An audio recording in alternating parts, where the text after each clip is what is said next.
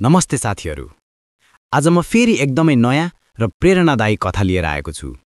यो कथाले तपाईलाई आफ्नो सपना पछ्याउन, अरूसँग दयालु व्यवहार गर्न र आफैलाई कहिल्यै हार मान्न नदिने प्रेरणा दिनेछ।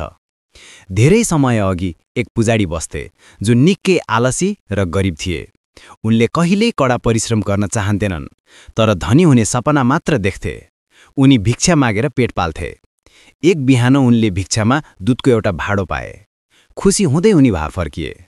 दूध उमालेर केही पिए र बाँकी दूध भाँडोमा हालेर दही जमाउन थोरै दही मिसाए। त्यसपछि उनी सुत्न गए। छिट्टै उनले दही बन्न लागेको दूधको भाँडोको बारेमा कल्पना गर्न थाले। उनले सपनी देखे, बिहानसम्म यो दूध जमेर दही बन्छ। म दही मथेर मक्खन निकाल्छु, त्यस मक्खन तपाएर घिउ बनाउँछु। बजारमा घिउ बेचेर पैसा कमाउँछु। त्यसै पैसाले म एउटा कुखुरा किन्छु। कुखुराले अण्डा पार्छ, अण्डाबाट चल्ला निस्कन्छन्। ती चल्ला ठूला भएर सयौं अण्डा पार्छन्। यसरी मेरो ठूलो कुखुरा पालन हुनेछ। उनले फेरि कल्पना गरे, म सबै कुखुरा बेचेर गाई किन्छु, डेरी खोल्छु। गाउँभरिका मानिसले मेरो दूध किन्न आउनेछन्। म धनी हुन्छु, गहना किन्छु।